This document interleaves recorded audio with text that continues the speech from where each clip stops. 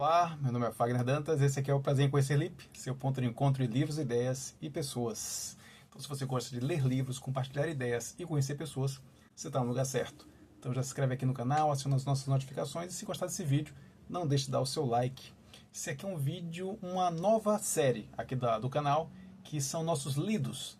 Lidos da vez, deveria ser lidos do mês, mas eu acho que eu não consigo manter uma regularidade de leituras e eu também não leio tantos livros por mês. Eu leio uma média de 3 livros por mês, então talvez não seja tão interessante fazer leituras, fazer esse tipo de vídeo todo mês.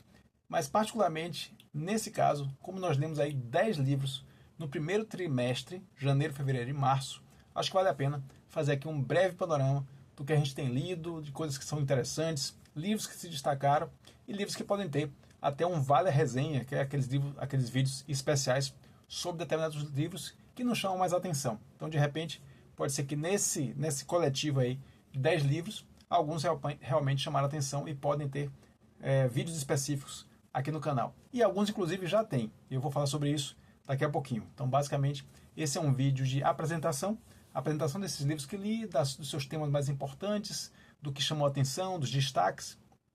Alguns livros não foram tão interessantes assim a ponto de ganhar aqui um vídeo exclusivo, mas outros chamaram muito a atenção e eu quero compartilhar isso com vocês aqui. Então, se você gosta desse tipo de conteúdo sobre literatura, sobre leitura, sobre o poder dos livros para nos transformar em pessoas melhores, fique aqui no canal, se inscreva aqui no nosso canal, faça parte da nossa comunidade e você pode certamente encontrar entre esses e os outros tantos vídeos que existem aqui no canal, algum para se apaixonar pela leitura. Então é isso, se você é um apaixonado ou apaixonada por livros, se inscreva aqui no nosso canal e também acompanhe a gente lá no Instagram, no @Prazer em Conhecer Lip no Instagram, e lá o papo é bem mais diário. É isso aí, então vamos começar. São 10 livros que a gente vai falar aqui rapidamente. Alguns deles, como eu disse, já tem vídeo aqui no canal, então não vou me deter tanto. Vou me concentrar mais naqueles que ainda não têm vídeo, quem sabe, para informar ou para comunicar aqui a vocês, até para que vocês me cobrem depois, que alguns desses livros que eu vou apresentar aqui deverão ter vídeo aqui no canal. Então, basicamente é isso. Lembrando que nós temos organizada nesse final de semana, a gente aproveitou para organizar um pouco o canal, criar algumas playlists desses diferentes tipos de vídeo que nós temos aqui. Então, tem muitos vídeos de Vale a Resenha, que é aquele vídeo dedicado a apenas um livro. Tem também vídeos panorâmicos, como eu disse, Panorama Literário de 2022, todos os livros que nós lemos em 2022, 2023 e assim por diante. Top 10 também, tags. Então tem muita coisa lá. Certamente vai ficar bem mais fácil para você navegar aqui no nosso canal a partir das playlists. Então vamos lá, acho que a gente pode começar. Vamos começar já com os primeiros livros, né? Esses 10 primeiros livros lidos no ano de 2026. Vou começar com o mês de janeiro. E no mês de janeiro nós já lemos 2 livros. E esses 2 livros, 2 apostas literárias, né? Aqueles livros que a gente não conhece nada, não sabe quem é o autor, não sabe quem é aquele título de livro, né? A gente nunca ouviu falar sobre aquele livro, mas alguma coisa nos chama a atenção e a gente resolve apostar nesses livros. Então, nossas 2 primeiras leituras foram apostas literárias, que nós inclusive já fizemos, foram leituras tão impactantes, que já fizemos aqui vídeos exclusivos no canal. Então vou começar, não vou falar muito, porque já tem vídeo aqui exclusivo, mas vou fazer uma breve apresentação. Esse foi o nosso primeiro livro lido em 2026, A Vida Peculiar de um Carteiro Solitário, do Denis Thériault. Esse que é um autor canadense, né? Esse livro publicado inicialmente em 2005, né? Na França, não, no Canadá, né? Em francês, depois 2014 em inglês e 2015 aqui no Brasil pela Casa da Palavra, nesse projeto gráfico que eu acho lindo, lindo, lindíssimo, todo ele inspirado aqui nas cartas, né? Até porque nós estamos falando aqui de um carteiro. Então, rapidamente, como eu disse, esse livro aqui já tem Vale a Resenha aqui no canal, então se você se interessar por esse livro aqui, te recomendo você dar uma clicada aqui no link, eu vou deixar o link do Vale a Resenha desse livro aqui na descrição desse vídeo. Então, rapidamente, a resenha, nós temos um carteiro, o Bilodo, que é um carteiro lá de Montreal, né, no Quebec, no Canadá, um estado do Canadá, né, no caso do país Canadá, e nós temos essa figura muito interessante, muito diferente, e ele tem um hábito bem peculiar. Ele lê as cartas que ele entrega, então muitas dessas cartas que ele distribui, por algum motivo, chama a atenção dele e ele começa a abrir de maneira muito discreta essas cartas, lê o que tem dentro, depois fecha e vida que segue.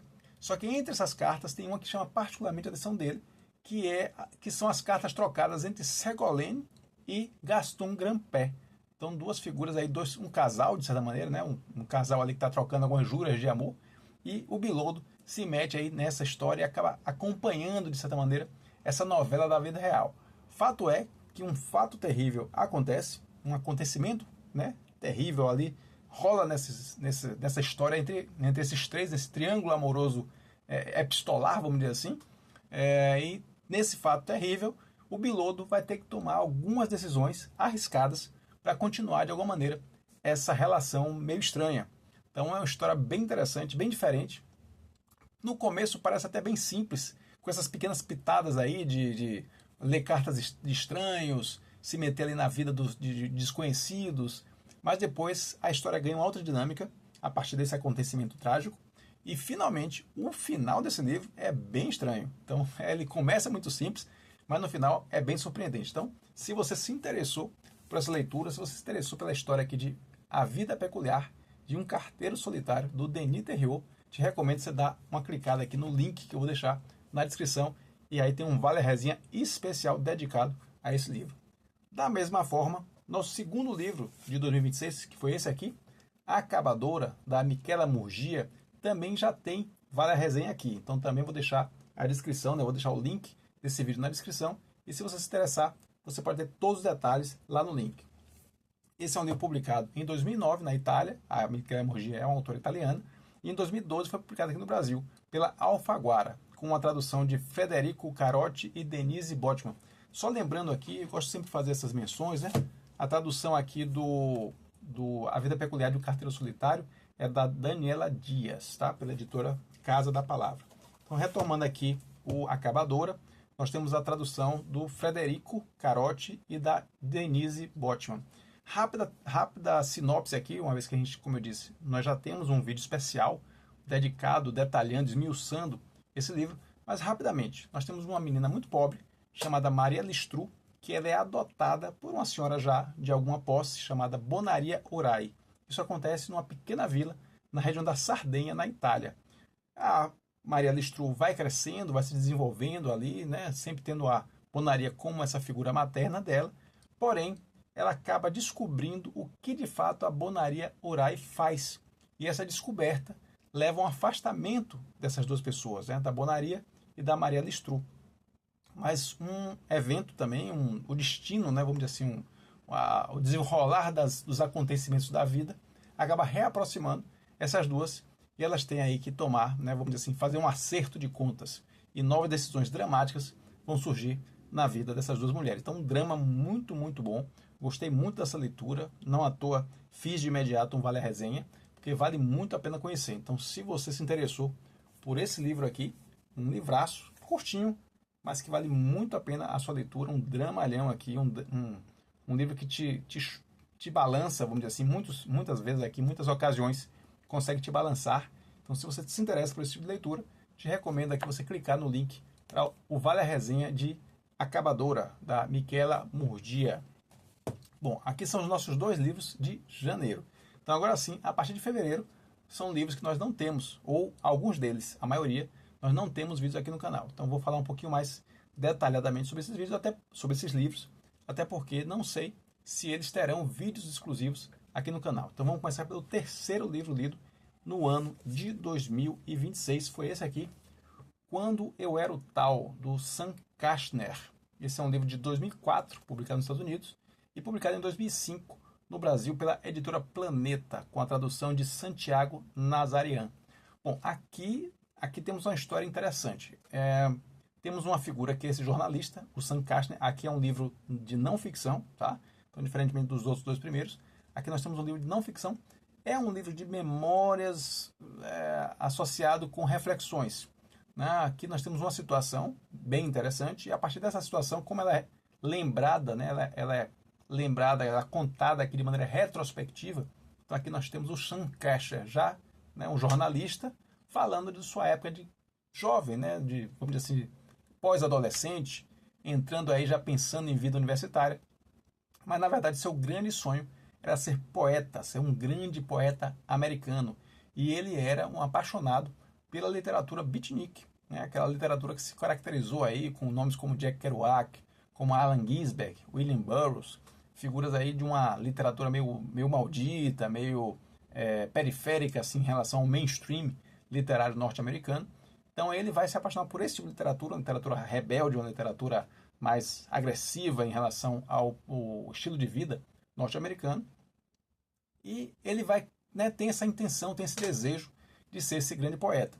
E ele vai fazer isso, vai achar que tem uma grande oportunidade para exercer, né, para colocar esse sonho em prática, quando surge uma vaga numa escola criada para existe uma universidade que é chamada uma universidade oriental, né, com um currículo bem diferentão, e nessa universidade é criado um curso de poesia, um curso para construir, né, para treinar, para formar poetas.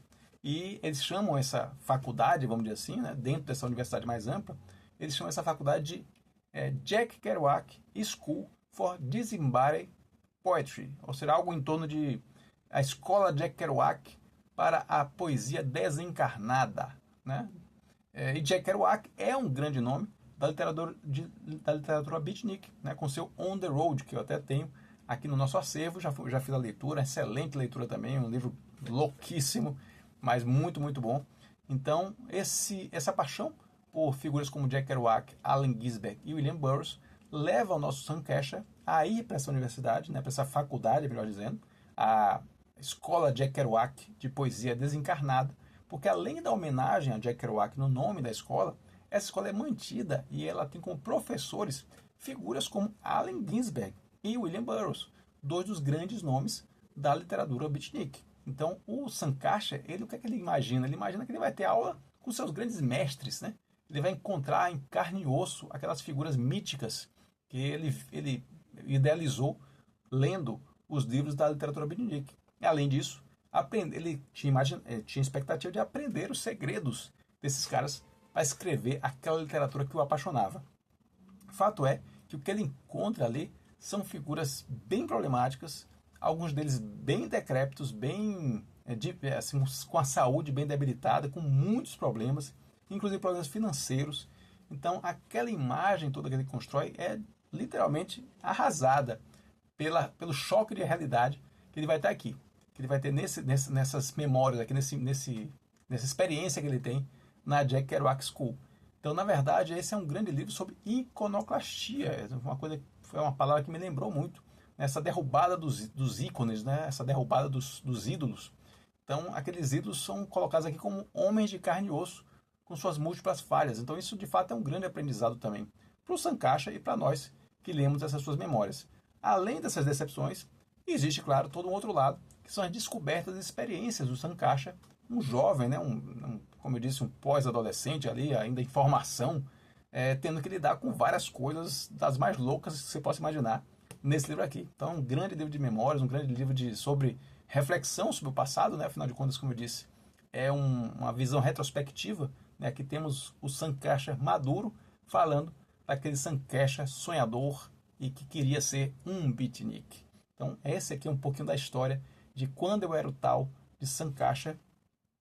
Eu diria que é um livro que vale a pena, sim, a leitura, vale a pena esse aprofundamento, né, para quem gosta de literatura beatnik, mas eu acredito que não é o caso de um Vale a Resenha aqui, porque, como eu disse, é um livro bem nichado, bem para quem está nessa linha da literatura beatnik. Se você gosta desse tipo de literatura, se você acha que vale a pena, então me conta aí que de repente a gente faz um Vale a Resenha especial para você. Mas acredito que esse aqui não vai virar Vale a Resenha, não. Seguindo adiante aqui, temos o nosso próximo. Esse aqui eu diria que, sem dúvidas, vai se tornar um belo Vale a Resenha. Estou falando aqui de Querida Combine, da Sayaka Murata. Esse foi o nosso quarto livro, lido em 2026. Né? Foi lido ainda em fevereiro também. E esse livro aqui foi publicado originalmente no Japão, em 2016. Estou vendo aqui no meu roteiro. E em 2019 foi publicado aqui no Brasil pela Estação Liberdade, com a tradução da Rita Cole. Aqui nós temos uma história que parece bem simples, mas tem muitas camadas e vale muito a pena a gente explorar mais esse livrinho aqui. Uma breve sinopse. Aqui nós temos uma funcionária de uma Combine. Combine é uma loja de conveniências que existe lá no Japão, né? Uma rede de lojas, um tipo de loja que vende de tudo. É um pouco de correio, é um pouco de loja de comida, é um pouco de loja de papelaria. é uma grande loja, né, um secos e molhados moderníssimo aqui, como cabe ser lá no Japão. Então aqui nós temos a Keiko Furukura, essa é a nossa personagem principal, nossa protagonista, e ela é uma garota um pouco diferente. Primeiro que ela não é tão garota assim, ela já é uma mulher feita e ainda trabalha na Combini, né, que é um lugar onde é muito típico se trabalhar em pessoas muito jovens ou já mais idosas, né, já aposentadas. E ela meio que está numa condição ali meio intermediária que muita gente não entende porque que ela ainda trabalha nessa Combini, né, nesse lugar que não é um lugar para uma pessoa da idade dela, que já deveria estar com a sua família constituída, já deveria estar com um trabalho instável, né, uma vida já concluída, vamos dizer assim, uma vida já estabilizada. E ela não tem essa condição, essa vida estabilizada e continua lá trabalhando na tal da Combini. Fato é que a gente vai descobrindo que a Keiko não é exatamente uma pessoa muito, como eu diria assim, com uma visão muito comum das coisas. Desde criança, ela tem uma visão muito característica de como funciona o mundo. E acaba que a Combini, essas rotinas, esses horários, esses sons característicos da Combini, acabam gerando para ela um conforto, quase que uma orientação de vida. E ela consegue se ajustar mais na sua vida justamente estando na Combini. Tanto que quando surge um novo funcionário, que é o Shihara, que é um cara totalmente banda voou, assim, chutou o balde total, esse cara vai desestabilizar muito a Combini e, por consequência, vai desestabilizar também um pouco daquela rotina que a Keiko Furukura estava acostumada aqui. Então a gente tem muita coisa para discutir sobre esse livro. Não vou nem continuar aqui no papo, porque a gente precisa, de fato, se debruçar sobre essa belíssima obra. Uma obra que trata aqui de linguagem, trata de adequação social, trata de emoções, ou a falta delas, ou quanto falta, né? Quanta falta faz em nós as emoções, essas emoções mais explícitas, essas emoções mais diretas, e de certa maneira como a gente acaba substituindo, ou no caso aqui a Keiko, acaba substituindo essas emoções que ela poderia ter por emoções alheias, ela acaba meio que fagocitando, né? se metamorfoseando o seu próprio jeito de ser em relação às pessoas que estão ao seu redor. É quase como uma camaleoa social, mas isso com aspectos bem, na minha concepção, bem negativos, assim, porque ela parece que ela perde um pouco da sua própria personalidade, tentando imitar as outras pessoas. Então, como eu disse, é um livro que vale muito a pena. Esse a gente precisa ter um Vale a Resenha digno aqui para discutir em profundidade o Querida Combini, da Sayaka Murata. Então vamos seguir adiante aí com mais o nosso quinto livro, ainda lido aqui em fevereiro, né? Nosso terceiro livro lido em fevereiro. Foi esse aqui, Por um Fio, do Drauzio Varela. Esse é um livro publicado em 2004 pela Companhia das Letras. Sim, já falei a tradução, sim. Companhia das Letras com o nosso Drauzio Varela aqui com Por um Fio. Bom, o Drauzio Varela é super conhecido, é o famoso médico do Fantástico, né? Tão conhecido de tantas aparições televisivas. E aqui ele tem um livro que traz 35 relatos, de certa maneira relatos até um pouco independentes entre si. Você pode ler qualquer uma dessas histórias na ordem que você quiser. Mas basicamente são histórias dos seus 20 anos, bem mais de 20 anos eu acredito, né? Da sua prática no Instituto do Câncer. Então ele lidando aí com essa doença, que é uma doença bastante conhecida pelo trauma que ela traz, né?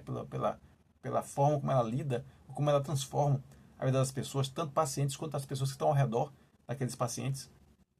Então aqui nós temos esses relatos muito pungentes, muito emocionantes, mas escritos, ou melhor, descritos, de uma maneira muito objetiva, né? A linguagem aqui é muito objetiva, eu não diria fria, mas eu diria objetiva. Então aqui nós não temos grandes arroubos, não temos grandes prosas poéticas, aqui basicamente é descrição do que de fato acontece. Mas esses fatos em si já são, por eles mesmos, já são bastante emocionantes e permitem muitas reflexões. Então aqui nós temos relatos sobre vida, sobre morte, sobre amizade, sobre amor, sobre solidão, sobre companhia, sobre sentido da vida, propósito. Então a gente tem um pouco de tudo aqui. Então vale a pena sim a leitura. Acho que é um livro muito interessante, bem apropriado para quem quer fazer uma leitura de repente não de cabo a rabo, né? Então você pode ler um relato, depois você pode pegar um outro, você lê um outro dia. Então é um livro que permite essa leitura, vamos dizer assim, um pouco mais fragmentada. Até talvez por isso eu acredito que não vale aqui, a gente não vai fazer um Vale a Resenha sobre ele, porque é isso, são várias histórias historinhas pequenas, personagens específicos, né? Casos muito específicos. Então, acredito que não vai ter um vale a resenha do Dr. Drauzio Varela aqui com o seu Por um Fio, não. Se você achar que cabe, se você de repente já leu esse livro, ou tem interesse por esse tema específico, eu posso até fazer um vale a resenha aí para você, mas a priori eu acho que não entra aqui no nosso canal não, a não ser que seja a pedidos. Então finalizamos aí os livros lidos em março. Vamos começar agora com os nossos... Esses foram 5 livros lidos em março. E em 2 meses, né? Fevereiro e janeiro e fevereiro, nós lemos 5 livros. E interessante que nós demos em março, somente no mês de março, mais 5. Então acho que talvez por isso que eu tenha tido esse interesse em fazer aqui esse Vale a Resenha, esse lidos da vez, porque realmente se a gente juntar esses livros todos, aí dá uma quantidade bem razoável de leituras. Então vamos lá para o primeiro livro lido em março, que foi o nosso 6º livro lido no ano de 2026, que foi esse aqui, Sonata de Outono, do Ingmar Bergman. Esse livro foi publicado originalmente em 1978, na Suécia, e aqui eu tenho uma publicação no Brasil pela editora Nórdica, com tradução de Jaime Barreto, mas não identifiquei, pelo menos aqui nessa minha edição, não identifiquei o ano de publicação, tá? O ano original é 78, mesmo ano do filme lançado, né? O filme Sonata de Outono lançado. Ingmar Bergman, obviamente, é um grande cineasta. Eu diria até que um grande cineasta e um grande homem de teatro, tá? Então, basicamente, essas são suas duas grandes expressões artísticas.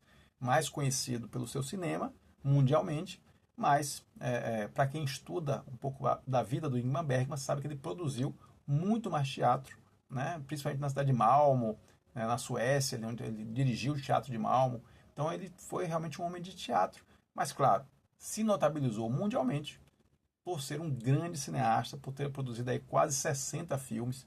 Eu me beneficiei muito do fato de que cerca de 30 filmes do Bergman estavam disponíveis, não sei se ainda estão, mas durante um período eu estudei com afinco assim, a obra do Bergman. Então foram 30 filmes vistos, e esses filmes estavam disponíveis no YouTube com legendas em português. Então, estava ali, o conhecimento estava todo na mão. Então, realmente, eu me dediquei a entender, cronologicamente, inclusive, a produção do Bergman. E é um autor que eu gosto muito. Um autor, enquanto cineasta, gosto muito. E seus filmes são muito centrados em reflexões. Então, não à toa, os argumentos dos filmes, que é o que está aqui nesses livros, são muito interessantes por si só. Então, é um cara que já...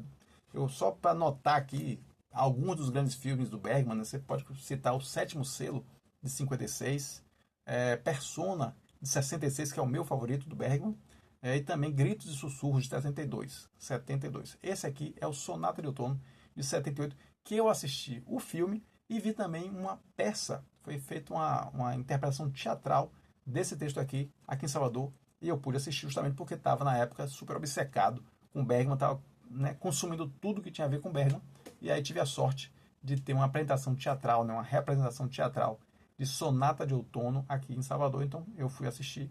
Também tem o seu valor também, até porque é uma outra expressão artística e, portanto, traz uma outra linguagem, apesar de ser o mesmo argumento, a mesma história. E que história fala esse livro aqui, né? O que é que esse livro traz para a gente? Numa rápida sinopse aqui.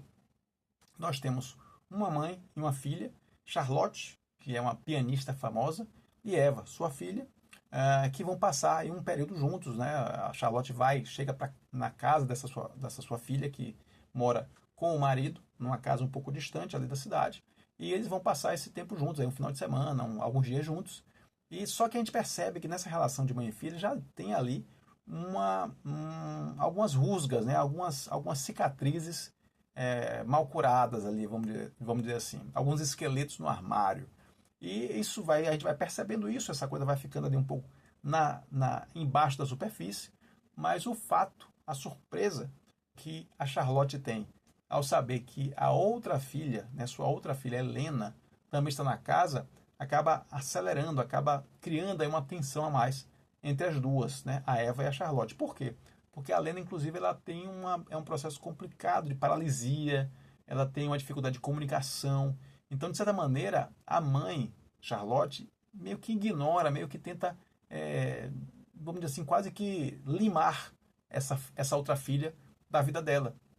apesar dela demonstrar carinho quando sabe da filha, mas ela fica muito surpresa, ela fica muito chateada quando ela fica sabendo que a filha ali, que a Helena também está na casa e também vai ficar esses dias com eles. Então, de certa maneira, tudo isso são pequenos gatilhos, são pequenas circunstâncias que vão deflagrar uma grande lavagem de roupa suja, vamos dizer assim. Porque aí, de repente, a Eva se sente, né, diante daquela circunstância, diante daquela demonstração de alguma maneira, esse desafeto que a mãe tem em relação a Helena, acaba gerando aí uma explosão por parte da Eva e as duas resolvem colocar vamos dizer assim, as coisas em pratos limpos, né? A vida delas em pratos limpos. E o que é a grande acusação da Eva? É que a sua mãe abandonou as duas filhas, né? Tanto a Eva quanto a Helena, para construir a sua carreira de pianista famosa. Então foi aquela velha escolha entre a carreira e a família. Então, no caso ali, o que o Bergman coloca é que essa mulher teve que abandonar, de certa forma, suas filhas, teve que negligenciar a criação de suas filhas em função dessa carreira, uma carreira brilhante, uma carreira extremamente bem sucedida, mas que teve aí o seu preço. E esse preço vai ser cobrado aqui pela Eva nesse grande livro. Um livro muito duro, um livro que tem diálogos assim dos melhores que eu li, mas diálogos muito pesados, diálogos muito tensos, né? Tem muita, como eu disse assim, muita raiva contida que acaba explodindo nesse diálogo. Então, um livro fantástico que merece ali, como aliás já era o filme fantástico, então só fiz confirmar isso lendo o texto aqui do Sonata de Outono, e certamente esse livro vale muito a pena de fazer um Vale Resenha, acho que vale sim, né? A gente voltar esse livro aqui e esmiuçar mais esses personagens, esmiuçar mais os traumas que estão colocados aqui nesse livro. Então vale muito a pena voltar esse livro num Vale Resenha especial, num vídeo especial sobre ele. Seguindo adiante, nós temos o nosso sétimo livro. Sétimo livro eu não tenho ele aqui, porque ele não foi nem um livro lido no computador, né? Às vezes eu faço algumas leituras aqui em PDF, mas esse aqui foi um audiolivro, né? Uma experiência que eu já tive com A Redoma de Vidro, da Silvia Plath, já falei isso aqui algumas vezes no canal. Não é das minhas experiências favoritas de fruição literária, mas particularmente nesse caso, diferente do Redoma de Vidro, que eu basicamente só ouvi, nesse aqui eu fiz questão de fazer o que talvez fosse, né, nós temos aqui a leitura interativa plena, né, que é a nossa forma de ler os livros, né, interagindo com o livro, riscando, marcando, dialogando de certa maneira com o livro. Nesse caso aqui eu diria que foi uma oitiva interativa plena, porque eu fiz questão de ouvir o audiolivro não andando ou fazendo alguma atividade outra, mas eu li com um caderno e lápis.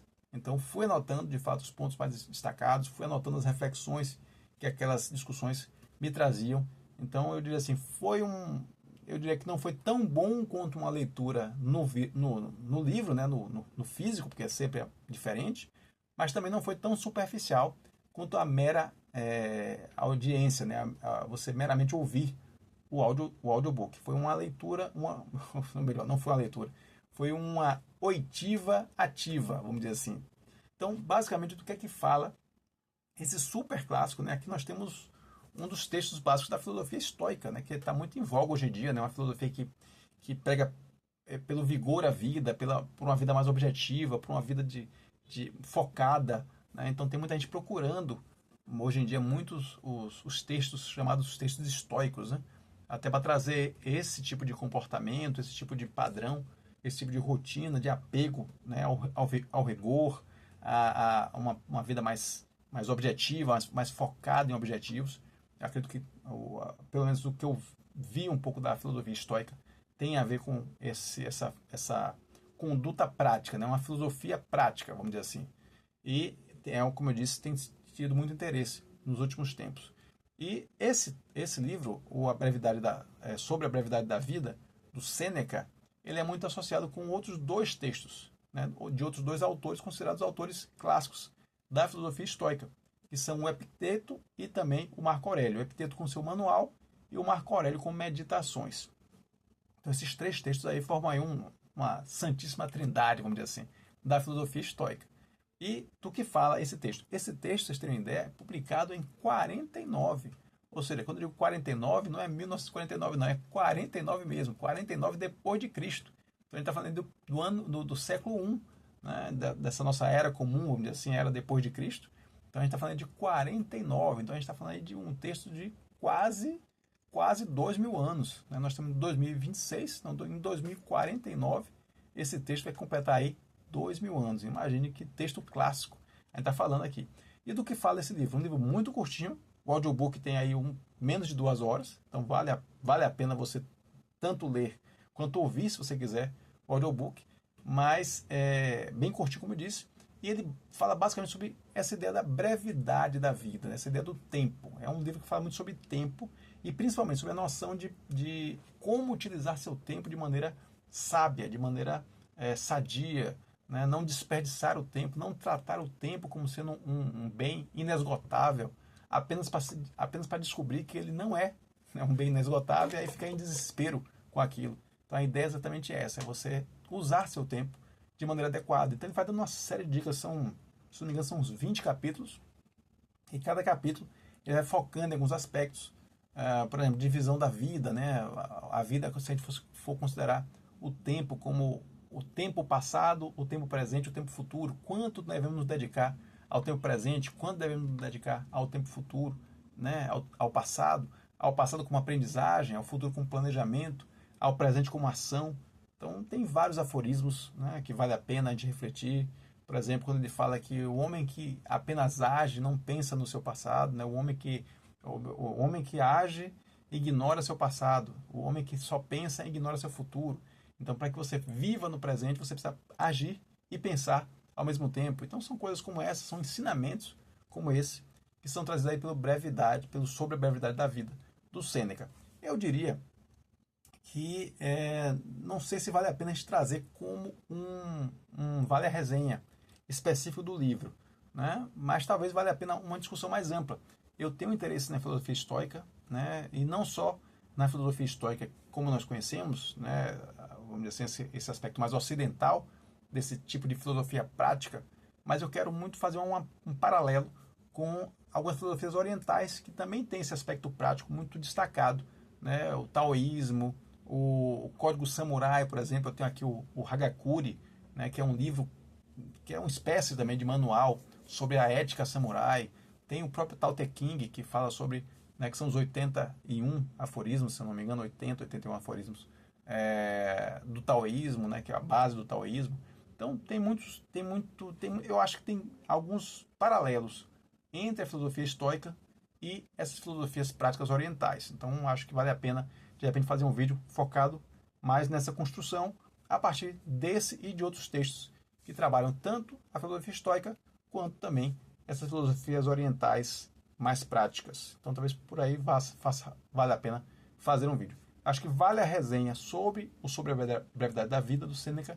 Acredito que não seria o caso. Apenas também, como eu disse, sempre se for a pedidos. Mas acredito que ele fica melhor dentro de um vídeo mais amplo, colocando aí os paralelos entre a cultura, essas filosofias práticas do Oriente e a filosofia estoica, que, como eu disse, está muito em voga aí nos dias de hoje. Seguindo aí para o nosso 8º livro, esse aqui eu tenho em mãos, e esse aqui não vou falar muito, porque a gente já tem falado bastante dele aqui no canal. Estou falando aqui de O Lobo da Estepe, de Hermann Hesse. Esse foi publicado em 1927. A minha edição aqui é de 2009, pela editora Record, com tradução de Ivo Barroso. Bom, esse aqui, como eu disse, não vou me descer a detalhes aqui com relação a esse livro, porque esse livro já tem muita discussão aqui no canal. Nós temos, na verdade, 3 vídeos apresentando em detalhes a história, e vamos fazer ainda um 4º vídeo com reflexões e com discussões a partir da história. Então, o que nós temos hoje no canal são 3 vídeos destacando aí, né, contando a história toda do livro, inclusive entrando aí nos famosos spoilers do final do livro. Então, se você se interessa pelo Lobo da Estepe, se você se interessa por Hermann Hesse, um autor que vale muito a pena o seu conhecimento, um livro que marcou gerações, eu vou deixar aqui também o link na descrição, o link para a primeira parte do nosso Vale a Resenha sobre o Lobo da Estepe. E aí, se você achar que é interessante, se você se interessar pela leitura, você segue adiante nas outras 2 partes, e vamos ter, como eu disse, uma 4ª parte mais aí de discussão sobre o conteúdo do livro. Do que fala o livro, né? Como eu disse, uma apresentação breve aqui.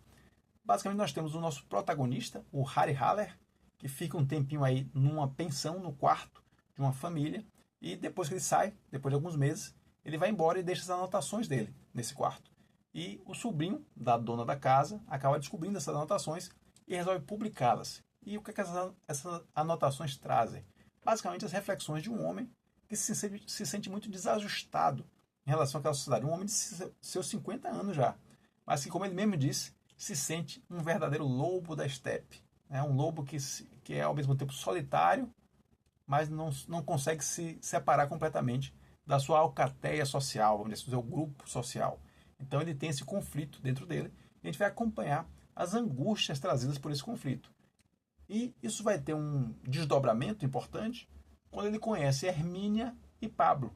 E essa dupla vão transformar ainda mais a vida dele. Por um lado, Hermínia vai ensiná-lo o prazer da vida, né? Ele que vem de uma visão muito negativa da vida, uma visão muito angustiada da vida, inclusive pensando em sair dela de uma maneira mais rápida, vamos dizer assim. Mas Hermínia ensina a ele o outro lado, o lado do prazer da vida, da felicidade em vida. E já pelo lado do Pablo, ele apresenta o mundo dos alucinógenos, né? E apresenta a ele o famoso teatro mágico, que teoricamente permitiria a ele se libertar dessas suas angústias. Então é isso que a gente acompanha com muitos e muitos e muitos detalhes, com muitas e muitas e muitas camadas lá no nosso Vale a Resenha sobre esse livro. Então vou deixar aqui o link se você tiver interesse de ter contato com essa obra, que é uma obra clássica da literatura mundial. Então, seguindo adiante, como eu disse, não vou falar muito sobre isso, porque isso já tem muito papo aqui no nosso canal. Vou partir logo para o nosso 9º livro, lido em 2026, já ainda no mês de março, que foi esse aqui, A Desmedida na Medida, do Albert Camus. Esse aqui na verdade, são diários do Albert Camus, esse grande escritor francês, na verdade franco-argelino, né, como ele bem se colocava. Ele nasceu na Argélia, mas aí no âmbito quando a Argélia fazia parte do território francês, né, era uma colônia da França. Então nós temos aí diários escritos entre 37 e 39. Ele que morreu em 60 num acidente de carro. E esses diários foram então publicados em 62 na França. E aqui no Brasil, pela Edra, em 2014. Com tradução aqui, não quero fazer essa desfeita. Deixa eu colocar aqui, foi do Rafael Araújo. Aí vou ter que pegar os nossos óculos aqui, para não fazer desfeita. Rafael Araújo e Samara Jeski são os responsáveis aqui pela tradução disso aqui, que é uma maravilha. Isso aqui é uma delícia para quem é obcecado pelo autor como eu. Eu conheci o Albert Camus, se não me engano, em 2025, foi quando eu fiz as primeiras leituras de Albert Camus, e realmente é um autor apaixonante, então vale muito a pena conhecer. E para quem é como eu, que gosta de não só das obras, mas percorrer tudo que se pode conhecer sobre a vida do autor, né, sobre o seu processo criativo, as origens daquelas histórias que tanto nos interessam. Então, para mim, é muito legal você ter contato com o outro lado do autor ou da autora, né? Um lado mais pessoal, um lado mais íntimo. E aí esse lado está justamente aqui nos diários do Albert Camus. Aqui você vai ter esboços de livros, né? Detalhes que vieram a ser utilizados no Estrangeiro, por exemplo, que foi o romance de estreia aqui do Albert Camus. Né? Você vai ter aforismos aqui, você vai ter muitas reflexões sobre o absurdo da vida, né? Que é um tema muito recorrente na obra dele, sobre o amor, sobre várias coisas. Ou seja, é basicamente um diário de um grande escritor. Então, assim, espere encontrar aqui muita, muita coisa muito interessante. Mas também por esse fato de ser um diário, estar muito mais conectado com a biografia do autor, né? É um texto também bem fragmentado, né? Tem passagens aqui um pouco mais longas, tem passagens que são apenas uma frase. Então, por conta disso, talvez essa estrutura, eu acho que não cabe muito um Vale a Resenha sobre ele, não. Ele vira uma excelente peça de apoio para outros vídeos discutindo Albert Camus, mas acho que Vale a Resenha sobre esse aqui não faz muito sentido, não. Então, se você se interessa por Albert Camus, e se você se interessa por exemplo, O Estrangeiro, nós temos aqui, eu vou deixar na descrição, link para a biografia do Albert Camus, nós já temos aqui dentro do nosso ciclo Albert Camus, e também para a primeira parte da discussão sobre O Estrangeiro, que nós fizemos algumas partes sobre essa grande obra, desse grande romance de 42, que foi o romance de estreia do nosso Albert Camus, grande autor, que eu gosto muito. E, finalmente, para concluir nossas 10 leituras do primeiro semestre de 2026, eu trago aqui o nosso 10º livro, Breve Fenomenologia da Expressão, do Monclar Valverde. Esse é um livro aqui publicado em 2017 pela Arcádia, editorazinha, se não me engano, editorazinha não, editora, né? A gente sabe das dificuldades que é se manter uma editora. Então é uma editora pequena, não sei se ainda existe, né? Porque as editoras acabam tendo, algumas delas, uma vida às vezes um pouco mais curta, mas a Arcádia está de parabéns aqui por publicar em 2017 esse livro, um livro curtinho, mas, né, como o nome já abrevia, um texto razoavelmente denso, eu não diria nem tão denso, mas um texto que exige um cuidado, um texto que conecta muita coisa, que ele está muito encadeado, então não é um texto também muito fácil de trazer o conteúdo aqui, porque uma coisa se conecta com a outra, se conecta com a outra. Então o que eu acho que dá para fazer aqui sobre esse texto é falar um pouco da sua estrutura. Ele está dividido em duas partes. Uma focada, a primeira parte focada em linguagem e comunicação, e a segunda em experiência e expressão. Então acho, pelo menos a leitura que fiz aqui, tanto a primeira parte quanto a segunda, trazem muitos aspectos interessantes de um tema que eu diria assim que é um tema bem técnico, né? A fenomenologia, ela é um tipo, né, não, eu diria assim, uma forma de pensamento, uma metodologia filosófica, não sei se se a gente pode chamar de uma escola filosófica, né? Mas certamente é um tipo, né, de abordagem que tem o foco na ideia do fenômeno, né? Nessa coisa as coisas em si, né? As coisas que de fato estão aqui, estão ao alcance da nossa cognição, estão naquela velha divisão que existe ali, acho que proposta por Kant, entre nômeno e fenômeno. Então, nômeno é aquilo que é de fato, né, a essência das coisas, mas que está fora da nossa cognição, e o fenômeno seria uma representação, um resquício, uma sombra da essência, mas é essa sombra que nos alcança, essa sombra que está à disposição da nossa cognição. Então, sobre ela deve se dar o devido valor, o devido interesse. Então, esse tema me interessa bastante. Sei que tem uma longa linhagem aqui da mais alta qualidade de pensadores que se dedicaram à fenomenologia. Estou falando aqui do Martin Heidegger, estou falando aqui do Maurice Merleau-Ponty. Então tem muita gente bem interessante, dedicada ou pelo menos, ou que chama a sua própria abordagem, ou que é caracterizada por outros autores como sendo autores fenomenológicos, né? Autores que se utilizam da fenomenologia. Então é um tema que me interessa, foi um primeiro contato, eu quero me aprofundar mais nesse tema, quero ler, tenho outros livros aqui, tem os livros do Heidegger, tem os livros do Merleau-Ponty, que eu quero vir futuramente a ler, mas antes disso eu acho que é importante ter alguns contatos prévios, como por exemplo, esse aqui foi o meu primeiro contato, assim, mais direto, com a ideia da fenomenologia, então acho que foi bem útil nesse sentido. Para trazer aqui como vale a resenha no canal, acho que ainda preciso até voltar a esse texto, né, construir aqui talvez uma estrutura, uma espécie de fichamento, uma espécie de resumo das suas ideias principais, e aí, quem sabe, trazer aqui para o canal. Mas é um texto que eu diria assim, está mais para o lado do técnico, e eu acho que não faz sentido fazer um vale a resenha sobre esse livro aqui, a não ser, como eu disse, que vocês tenham interesse em que a gente possa trazer essa discussão, e como eu disse também, pode ser trazido numa discussão mais ampla, né, discutindo a fenomenologia como um todo, ou algum outro texto básico da fenomenologia, mas eu acredito que, como vale a resenha, não faz muito sentido trazer aqui para o canal. Mas um excelente livro para quem quer uma primeira aproximação com esse grande campo, esse riquíssimo campo da filosofia, que é o campo da fenomenologia. Então é isso, são nossos 10 livros lidos aí no período trimestre de 2026, janeiro, fevereiro e março, e vamos tentar continuar mantendo aí essa regularidade e fazendo aqui os lidos da vez, quem sabe uma vez por mês, certamente em abril. Nós lemos aí 3 livros em abril, nós já estamos em maio, né? Então já tenho aí já as leituras fechadas de abril.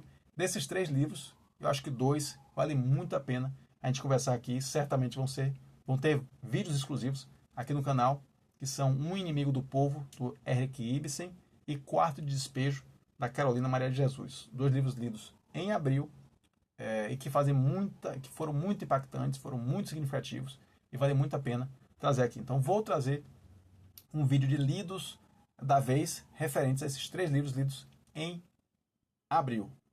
O Inimigo do Povo, Quadro de Despejo e finalizando a leitura desse mastodôntico Por Quem os Sinos Dobram, do Ernest Hemingway. A gente fala mais sobre isso em outros vídeos. Esse aqui está terminando. É isso. Se você gosta desse tipo de conteúdo, não deixe de dar o seu like aqui no nosso vídeo, não deixe de se inscrever aqui no canal. Cada dia tem gente nova, então quero deixar um abraço aqui também para todo mundo que se inscreveu nos últimos dias aí. Então fica aqui o convite para que, se você se interessou por esse vídeo, se inscrever aqui.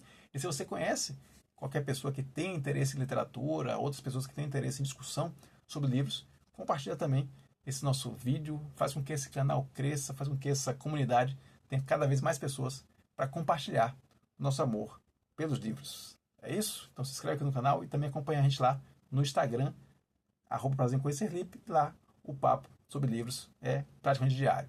É isso aí, gente. Obrigado pelo seu tempo e lembre-se, a busca nos une. Um abraço.